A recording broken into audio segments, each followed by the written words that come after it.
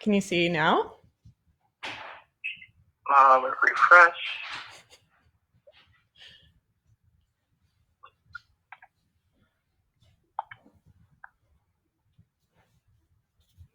I'm primping. Okay, I Yes, I have. can. Okay, Yes, I can. excellent. Okay. So there's no. Um, so people aren't talking to me. I'm just talking out loud, right? And then people are going to comment. Yeah, that's how it's going to work. Is that people will comment on. All right. So I'm waiting for people to ask me questions. Actually, I think Lee Doss had sent me a couple, so I can look Yeah, those up. comment on.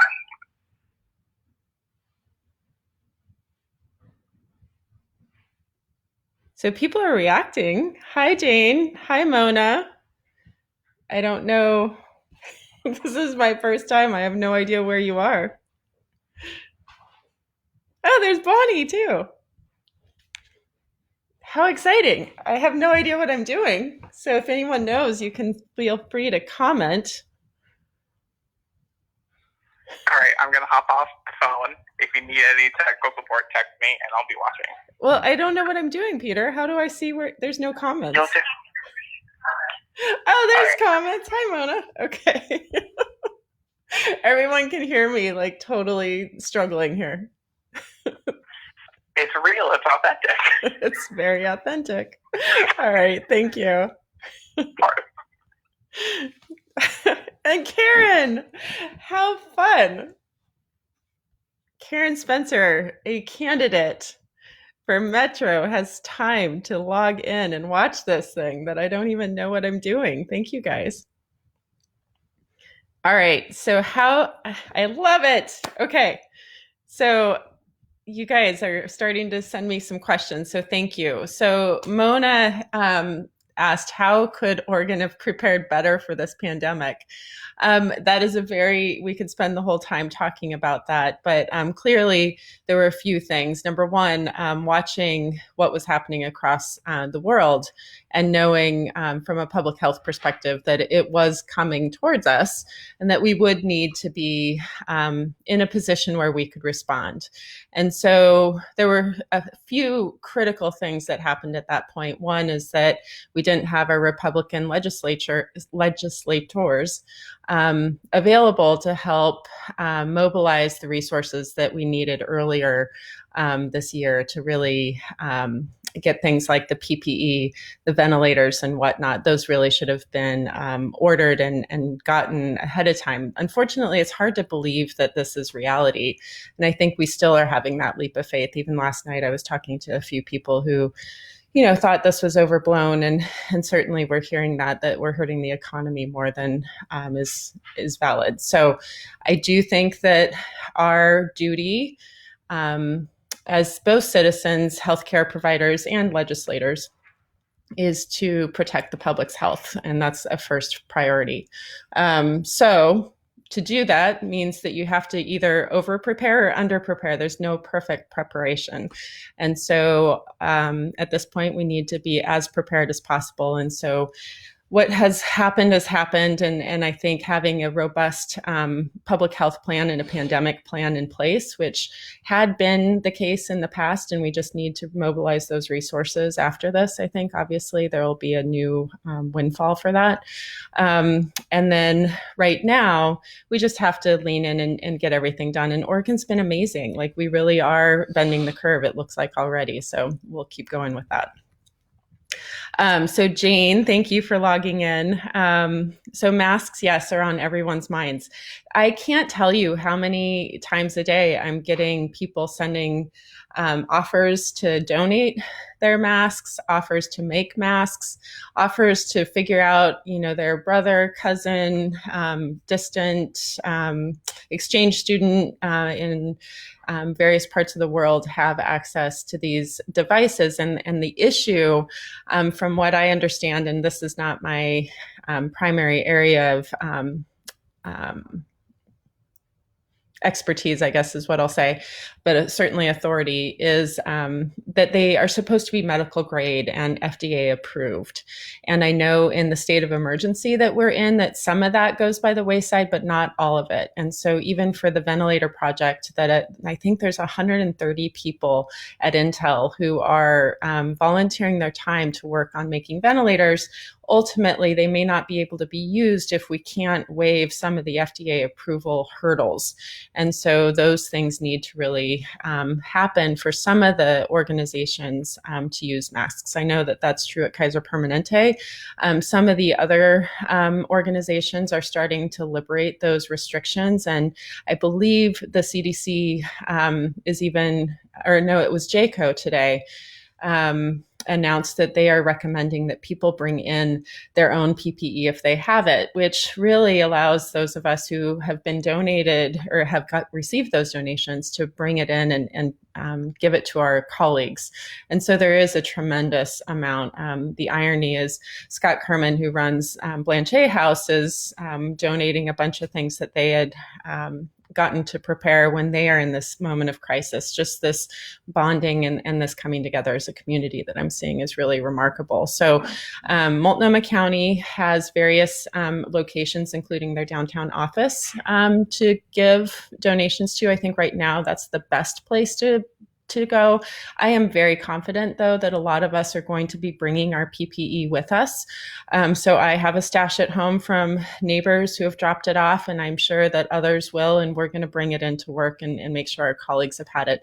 I've ordered my own painter's respirator, which we will have on hand as well. So we're all doing what we can. Hi, Karen, I see that. So Bonnie asked, what do I see as a responsible approach for incoming college students in the fall?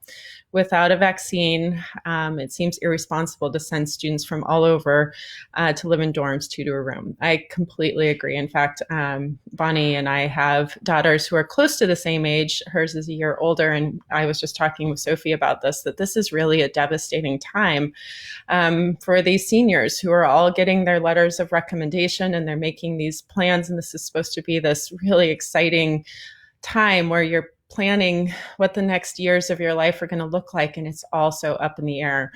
The real epidemiologic fact is that until we have a vaccine, we are not going to be able to send people into co-housing environments. The only way that will happen is if we have a point of care, meaning a really short turnaround time, like on the order of minutes, testing that allows us to look really broadly for antibodies. And so if people have antibodies to coronavirus and we can validate that people can't be reinfected, which is generally the case, except with things like influenza, which has rapid genetic mutations. And so one vaccine isn't going to work for very long. So if we have antibodies and the virus doesn't mutate rapidly, then those who have those antibodies would be protected and could be in a group living situation. This is herd immunity in action. We have to have herd immunity to keep people protected. Otherwise, there's too high of a risk that when you put people in a collaborative or co-housing environment, they will get the infection. So we really are looking at rolling physical isolation probably for the next 18 months, if not longer, until there's a vaccine. I know that there are human trials now for vaccines. Usually there would be an intermediary step where at least animal trials are done, but they went straight to humans. So within the last couple of weeks, humans have been injected with the vaccine. You have to watch for 14 months to make sure that they're okay, that it works, and that they don't die or get really sick. And then once that happens, if it works, then you have to go into production and then dissemination. And so if it can get verified that these first rounds work in 14 months, then we can go into production. So we're really looking, as Bonnie's saying, 18 months or more until we can safely have everyone vaccinated. and then send our college kids out. So I honestly don't know. I can't even predict what this looks like. Is it virtual care or college? I don't know. My guess is it's going to be a balance of checking for antibodies and putting people who have and haven't had the infection in housing and trying to separate those entities in a college environment. I just don't know what that looks like. All right. Andrea, thank you. So Andrea is asking, how is everyone holding up at the bedside right now, and how can we support them? Thank you so much for asking that. The reality is that people, I'm just going to be really candid, people are scared. We are hearing of many healthcare providers who are getting infections, and I know that I believe that 12 were reported yesterday at OHSU and 10 at Providence. And at Kaiser Permanente, we're not sure how many people have it yet. That's not being openly reported. And this is part of the challenge, is that HIPAA really requires that you aren't disclosing protected information on people. And so, different organizations are dealing with that in various ways. So people are scared. So checking in on them. I know that a lot of us have gotten care packages left on our doorsteps, whether it's a, lovely home-baked loaf of bread, or, the masks and boxes of gloves that I've gotten. Letting people know that you're thinking of them certainly helps. Also, I think that having the ability to congregate in ways that we can decompress, and so being there for your friends who are on the front lines, and being willing to hear them and understand that what we're feeling is really confusing and not necessarily something that we know how to process. And so just being there for us, I think, is really important. Also, I'm going to be asking my neighbors to check in on our kids. We have two of us who are going to be in the hospital. My husband's being redeployed to inpatient care. Most likely he hasn't heard yet. He'll get 24 to 48 hours notice when it needs to happen. But once he goes to work, if we're working the same hours, really long shifts, our kids are going to be alone a lot. And if I get exposed, which various colleagues throughout this period have, and then they have to be furloughed on quarantine for a while. If you're on quarantine, you're quarantined away from your family. So then what happens if you can't be in the same house with your family and the other ones at work a lot? So having neighbors and friends who are willing to knock on the door, see if the kid's okay, drop off a lasagna once in a while, I think that may be where our teenagers are going to really need help. And those of us with smaller kids, that's really a challenge, because nobody's kids can babysit, and no one, the usual people aren't really in a space where that makes sense. So childcare is a huge issue for our healthcare providers right now. And I know they're trying to do, we've got med students at OHSU helping us, but our schedules are so chaotic right now, we can't even plan. Like, we're getting just, a day or two notice of when and where we need to be. So sorry, that was kind of long-winded. Jerry, it's so good to see you, my friend. Thank you. Jerry's just giving support, which is really appreciated. Martha, is there any point in sewing masks at home right now? Thank you for that offer and your desire, as well as your skill in being able to offer that. So the homemade masks do seem to be better than useless. And it looks like you'd love to help. You don't want to have a false sense of safety. So we do know that there's various homemade masks that are actually being promoted. I think there's vacuum filters, and if you put them perpendicular to each other and slide it into a pocket on a mask, that actually can be pretty effective. Certainly for going out in public, for people who are coughing, or just to remember not to touch your face, which I just did.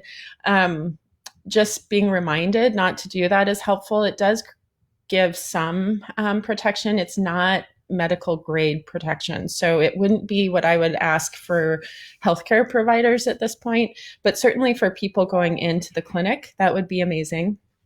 Trevor Phillips is sending me something. I think it's about JCO saying that we can take our own PPE, which is very true. Yep, I talked about that, Trevor. Thank you. And now hopefully I don't lose everybody. Okay, it looks like my camera disappeared there for a second. So yeah, people can bring in their own PPE. It's I believe that we want to try to bring in N95 masks. And so just to get back to you, Martha, that having people, general public who are going to the grocery store, I think everyone should be masking up. And this is part of the reason our healthcare providers, I think, are getting infected. This happens over and over again. We have people who are COVID negative by testing.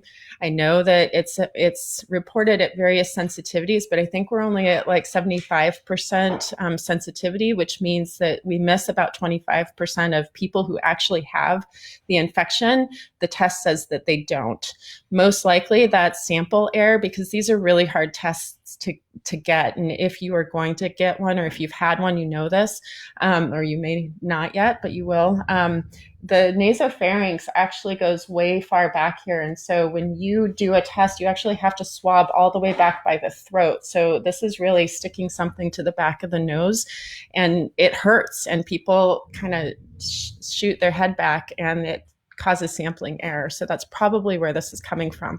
So long-winded again, if we put masks on people when they go out in public, it's less likely they're going to spread those germs that they could be spreading, even if they had a negative test, they would think. So we need to probably go on universal precautions, where everyone is just masking up when they're out, and when we take care of patients. The problem with that is we don't have the PPE. So in many other countries right now, they have masks, they have gowns, they have everything that they need, Tyvek suits, double layers. We've all seen those videos. We don't have that. So we don't have the luxury of protecting ourselves and others as we need to. And that is fundamentally part of what OHA and our federal government is really struggling with, is there's a lack of resources, and we're all struggling to get them. All right. Next question. As a result of COVID, have I changed or modified any of my views of healthcare policy and what needs to be addressed after this crisis? It has changed or highlighted some things that maybe I wouldn't have prioritized necessarily as high. Certainly, it underlines the need for universal healthcare. The fact that right now, we're having a hard time getting systems to work together. Some of our legislators, when I first called and was trying to get the governor to close schools and all that, their first comments were, why don't you all work together and get this done? We all have different organizations. Some are run by hospitals, some are run by insurance companies. The relief packages that the United States government just passed are going to help practices like doctor practices and hospitals, but not necessarily insurance companies. And unfortunately for like Kaiser Permanente, our insurance company pays our salaries. So we may be kind of left out of that because of our system. So I think the number one thing is I more firmly than ever believe we need a single payer system that focuses on public health, public education in what health matters are. Frankly, vaccination policy has to be top of mind for everyone by the end of this, and hopefully that will be an issue that we can move forward with. So yeah, I think that single payer, at least universal care that's collaborative and coordinated, and a patient can walk into any practice and get care is really what we need. Thank you. It is a hard season. This has been really crazy. I have not talked about the testing in Oregon. So Jerry, thank you for that question. Washington is ahead of us, partially because the University of Washington had some very brave researchers who were doing viral, oh my gosh, my daughter just slid on the stairs. Sorry, honey. Are you okay? Okay. Real life happening here. The University of Washington had a viral, actually an influenza study that was happening, and they had hundreds of samples that had already been collected. And those researchers, even though they were told that they could not use those samples to test for COVID, did it anyway after really seeing what was happening. And they retroactively looked at those samples and found that COVID had been in the community for weeks. And so once they saw that, they really amped up their testing. So the University of Washington has been doing testing for weeks. And so they were able to be in this place we're just getting to now early on when their first cases were hitting. So we're trying, we're all internalizing the testing, and really the challenges with that are that the testing are going to be a variable quality, and how do you compare Legacy's internal testing with Kaiser's, with OHSU's? It's going to be a struggle. So looking at the epidemiologic data of this is going to be hard at the end of all this, I believe. So someone else is asking about masks for all. Yes, absolutely. I absolutely believe we need masks for all. Honestly, we should all have hand sanitizer that we put on when we before we walk into any store. We shouldn't be handling more than what we need to absolutely touch. And we should be wearing masks. And we should be hand sanitizing out, just like we do going in and out of rooms with our patients. Sanitize in, sanitize out, and make sure that we're not touching anything that we're leaving behind. Oh my gosh, Sarah Broadhead, so good to hear you. So I've got all these colleagues in Colorado who I trained with who are obviously kind of in parallel going through this. So Sarah, it's good to hear from you. Thank you. Schools. So thank you, Peter, for that question. Schools are a huge, huge issue right now. And I posted about this earlier today. We are in a space where our students are getting really disparate education opportunities in this digital sort of remote classroom. Our kids have underprivileged homes who don't have digital devices, whether it's a phone, whether it's a computer, whether it's Wi-Fi. I know that schools are trying to get those items to them. Sometimes it's a matter of not having the expertise at home to work with them. Like Peter was having to work with me to get this Facebook Live going today. Like it is really hard if you're English is your second language and you're trying to help a child who you don't even understand the technology yourself. Like there's so many inequities here at play. And then frankly, foster children who are disconnected from their families, who don't have devices, who are in a place where, they just don't have those resources and don't necessarily have the adults in their lives to be able to go access those. We really have kids who are struggling right now. And so how do we wrap around them and support them and give them what we need in a time where we're all trying to physically distance is really hard. So those of you in education, I would love to hear and help share what we can do for that, because absolutely we are in a place where we have to figure this out, because the reality is that school's probably not going to be back in session. And I honestly would be really concerned if they tried to reopen the schools, because we already talked about the college dorm situation. Like that's just a recipe for starting this all over again. I'm getting some really positive comments here. So you guys are amazing. Thank you. And I'm also getting some validation from some educators. So please, Martha and others, please inform me and help me spread the wisdom that you have, because obviously I'm not sitting in your seat, but I can kind of project, having talked to a lot of patients who just don't have the ability to do some of the remote telemedicine that we are doing right now. This is really hard for me when I try to call a patient who doesn't know how to work their computer, and I'm trying to show them scans or other things, and they don't know how to access it. It's just creating a disconnect that's hard to jump over. And I can only imagine if you were a child trying to learn. So one of our canvassers, I don't know if this was one of the teens, but Pat was saying that they came to her house and talked to her about my campaign. And so she was thanking me for that. And then, yes, everyone is really focused on COVID-19 right now. So Great. Thank you for kind of getting me to pivot a little bit. So, Pat would like to know what other things do I want you to know about my campaign? So, part of that is relevant to the COVID-19. Many of you have already seen that I've had to pivot away from my campaign because I'm back in the hospital. And I wasn't ever away, but I've got to be there on short notice. I can't commit to events, even things like this, on any long-term period. We're basically on a 72-hour cycle for our scheduling now. So the first thing I want you to know is that I want to win this race. I want to represent you.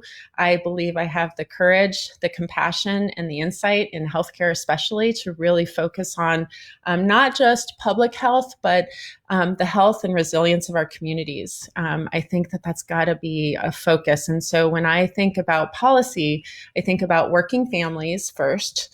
What do they need? What kind of supports do they need to be resilient and healthy?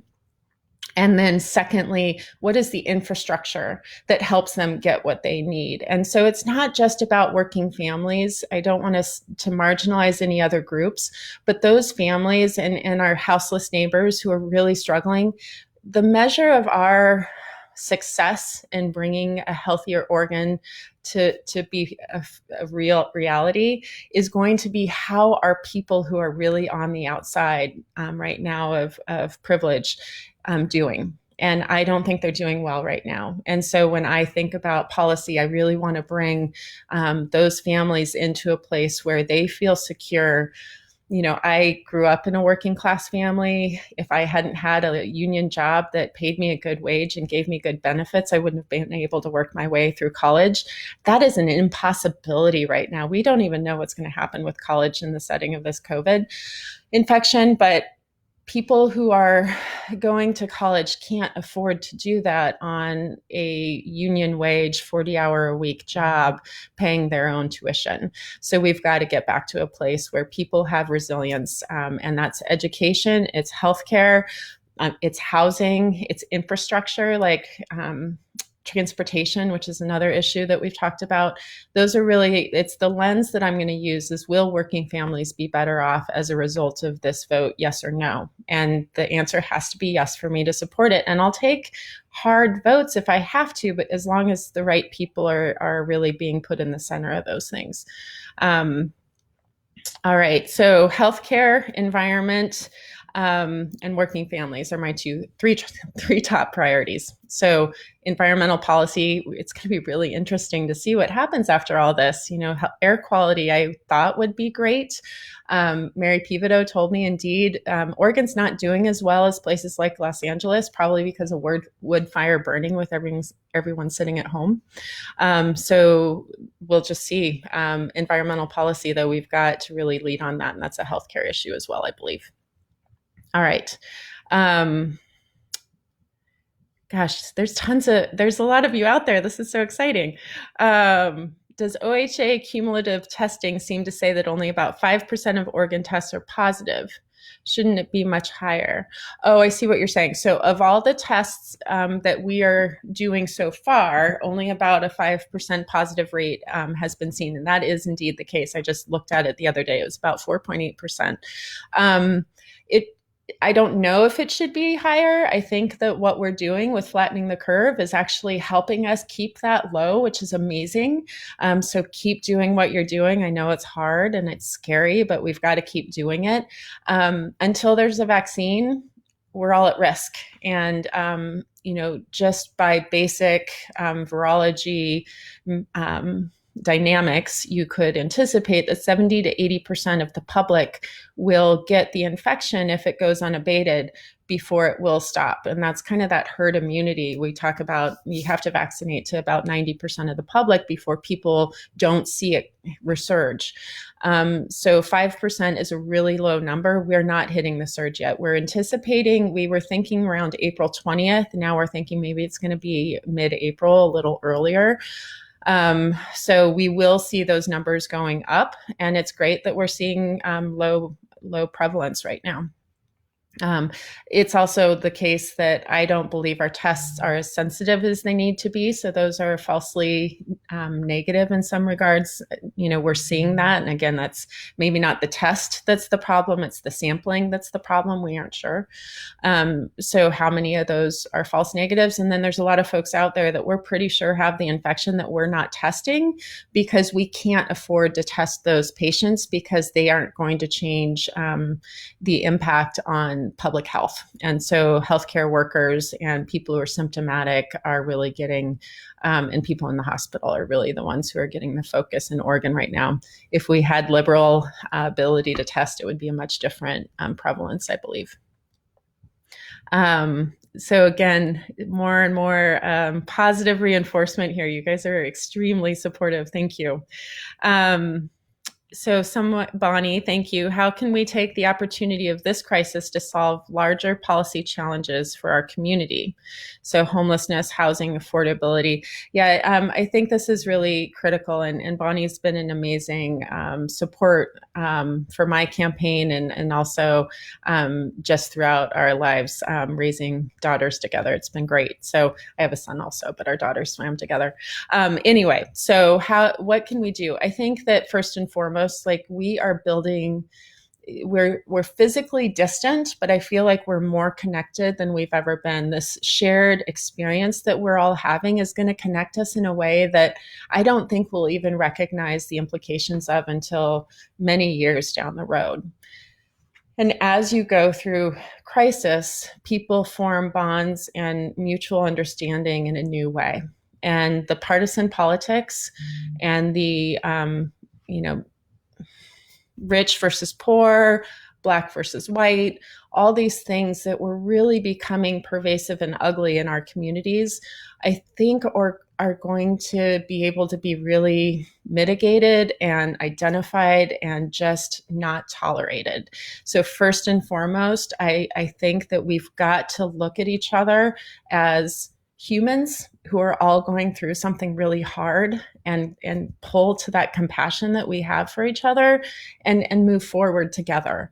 I see it still on chat groups, where we're talking about this is, it's a luxury for, white collar workers to be able to work remotely. Absolutely it is. Is that a problem? Of course it is.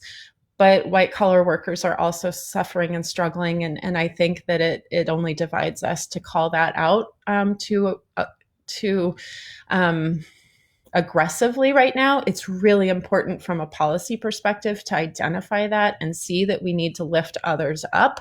I don't think it's helpful. This is not a zero-sum game where if someone else gets help that we can't give it to others. I think we've really gotten into that mindset. We've got to figure out how to mobilize resources that aren't just in the traditional sense, but more from the community resilience sense.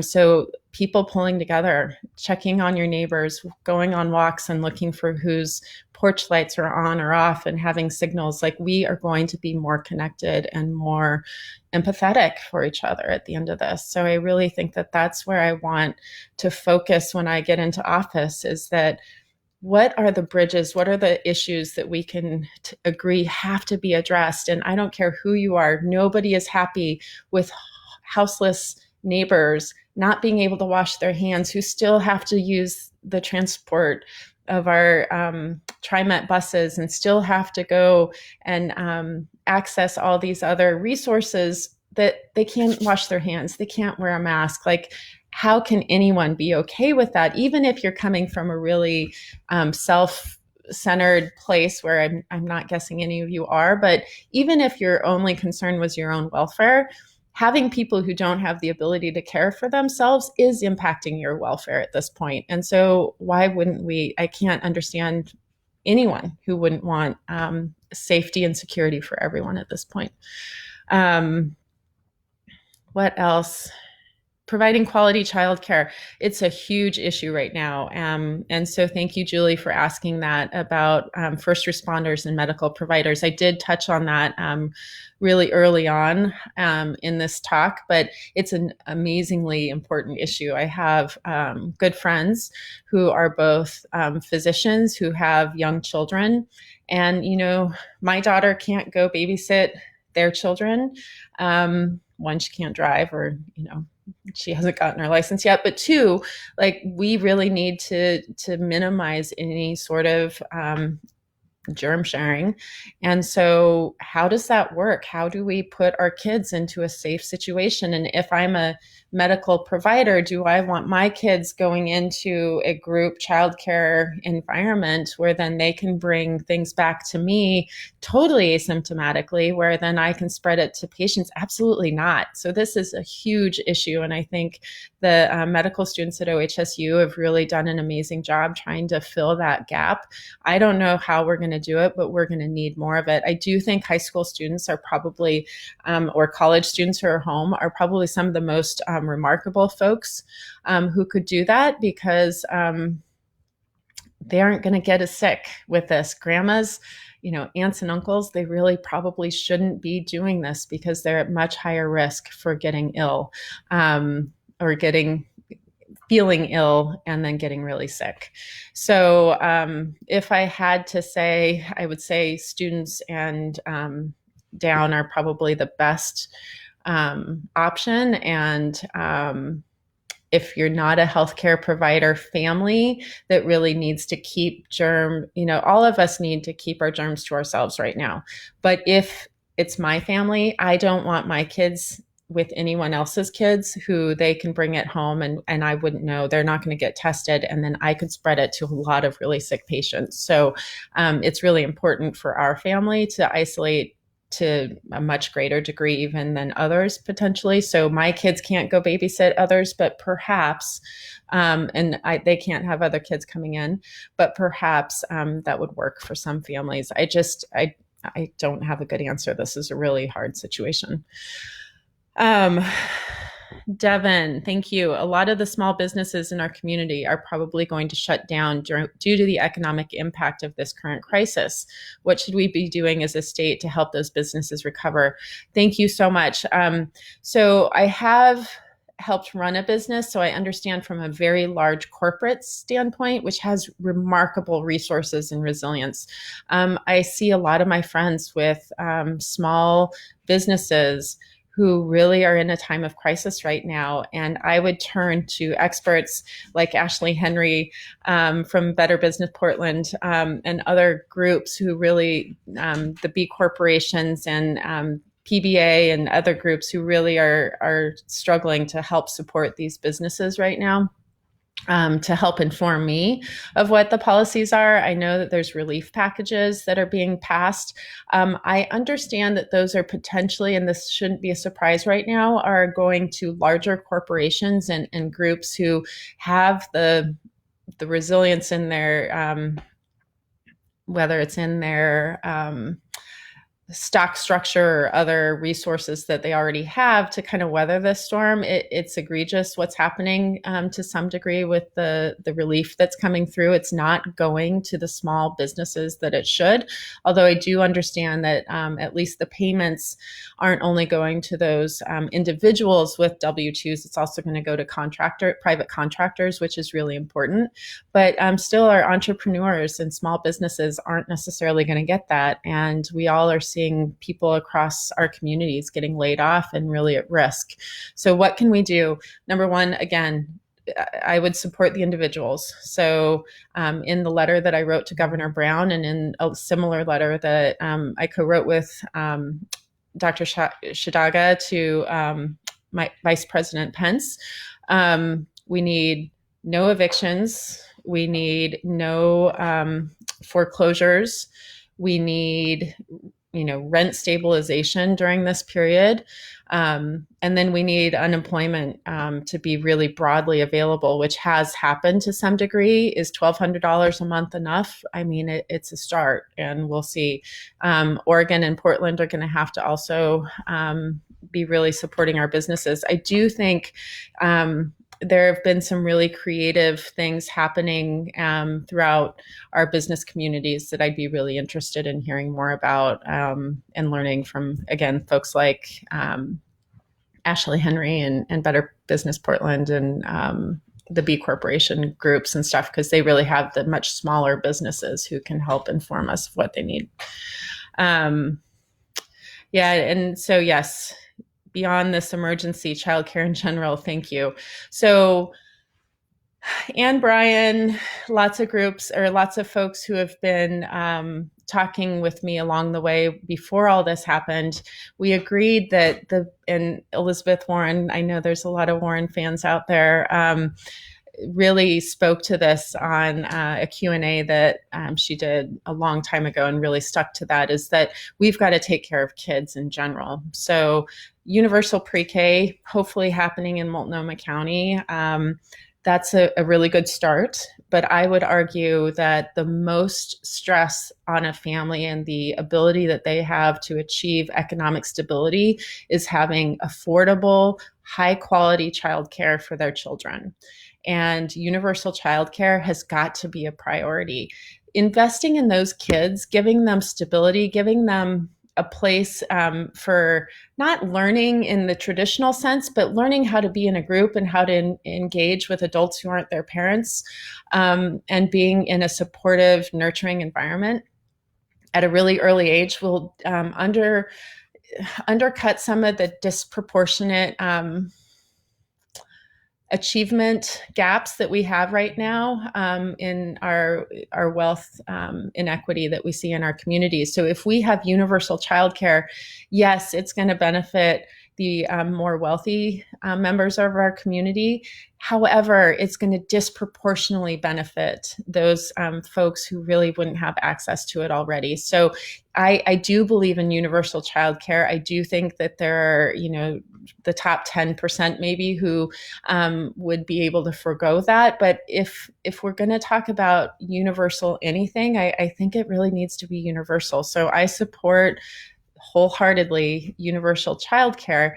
Is that going to be an enormous undertaking? Yes. Andrea Peluso is my North Star on this, and I will talk to that woman as much as she'll let me if I get elected to see how we can work on this. But we have to figure this out, because investing in kids is going to pay so much more in reward to the community and to our economy downstream. So it takes a generation or two to really feel the impact of that, but we have to start again. It's that same lens that I was talking about. How are the most vulnerable people in our community going to benefit from this policy? Universal childcare is one that is without a doubt going to make a huge impact. So thank you, Julie. I totally agree.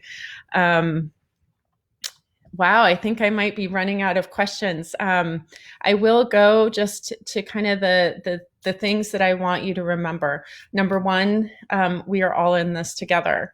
Each and every one of us is struggling right now in some way. And again, I don't care if you are the most vulnerable person or the most privileged person. Everyone is struggling in some way. The virus doesn't know color. It doesn't know economic privilege. It just knows human. And I think that's a really important message for us to internalize right now, is that we are all humans and we are all struggling right now. And so embracing each other in a way that comes with a lens that maybe is a little less judgmental than we've had in the past may help us move forward in a way that's really powerful. And I want us to really embrace that this opportunity out of every crisis is an opportunity. And that is one that is so important in all of this right now. The next thing I would say is please help. We are going to be doing phone banking, and people like Sarah in Colorado and my mom in Aberdeen, Washington, and other folks. I'm going to reach out to you hoping that you can make some phone calls on my behalf, because I'm going to be in the hospital. I want to represent this district. I want to be a healthcare leader in Oregon, and I can't do it without people helping me get there. So please, support me with whatever you can, whether it's just your goodwill and giving me those positive messages that have meant a lot, or if it's giving me some of your time, as many of you already have and continue to do. I need a lot of it. We need to make a lot of phone calls to win this race. And then your contributions, of course. I'm not doing fundraising right now myself personally. We are in a good shape. We actually have a really strong fundraising kind of fund to be able to do all the mailers that we think we need to do to win. We need more. And so if you're willing to donate, of course, or to make phone calls to help stabilize those funding streams, that would be amazing. Again, my goals: environment, healthcare, and working families. And those are my priorities. Is that all I care about? Absolutely not. I think working families incorporates a lot of things, though, with affordable, high quality, equitable public education. I wouldn't be here if it weren't for my 5th grade teacher who asked me where I wanted to go to college. That is a really important opportunity that every student needs. And so I will have my teachers' backs, and please keep telling me what you need from an education perspective. Housing, we can't do this without getting affordable housing. This crisis is illuminating what is absolutely an inequity that we can't afford to continue to tolerate. So as Oregonians, as Americans, as citizens of the world, we have got to figure out how to house people. Imagine what this is doing to us in the United States. In India, they shut down everything with no warning, and people are dying by the thousands of lack of access to just food and water right now. So we're in a bad place. There could be worse. I guess that's always true. Okay, so housing, transport, all those things. I know it sounds like a lot. I want to do a lot, and I'm really motivated to. Tomorrow, MaxineForOregon.com is going to look different. I have an amazing actually supporter and voter that I met knocking on her door, who's a graphic designer and web maker, who's helping create has helped create the new website. So check it out tomorrow. MaxineForOregon.com is going to look a lot different. Thank you again for all of your, the young teen Maxine canvassers are getting a lot of love here, and I couldn't do it without them. They're going to be text banking a lot for me, I hope. Those are all students from 7th grade up, most of them still in high school, who have done a lot of work spreading the word. And luckily, we were on the doors starting last July, so we met a lot of the voters. Actually, we think we knocked on every single family door in our district, not in the Pearl. That's a tough nut to crack. Again, I'm getting a lot of love from a lot of folks here. Saying that we need to get me to Salem. I really hope that we can do this. What is this world going to look like in January? I don't even have the ability to fathom. I can't imagine we're going to still be on this lockdown, but I'm not sure we're going to be in Salem. We may be remotely legislating. I don't know. And the thing that I can tell you is I'm not afraid to try new things. I have led in times of uncertainty multiple times. With this crisis, I was willing to put my legitimacy as well as my reputation on the line and say, this is a crisis. We need to close the schools. We need to protect people. We need to get those ventilators going. We need to get PPE ordered. I sent the letter that 400 plus doctors from Oregon signed. Some of you are on here right now. And that really made a difference. And I am going to be a voice that is courageous and is willing to fail, because we all will. I will learn from my mistakes. I will not be perfect, but I will work every day for the betterment of all of us. And I really hope to get your guys' support. And I guess, if all the questions are done, we're getting close to 5:30. Maybe you're tired of hearing my dribble. I could try to come up with something, but I think that's it. So I'm going to close it out and really appreciate everyone's time and wish you well. And please keep sending comments and keep sending questions. And, I will answer them as soon as I can. I'll be back in the hospital tomorrow for a while. So give me that grace of understanding, and I will give it to you as well. MaxineForOregon.com. Check it out tomorrow. Team Maxine is a hashtag that I'd love for you to share when you're posting things. And I think that's it. Good afternoon. Take care.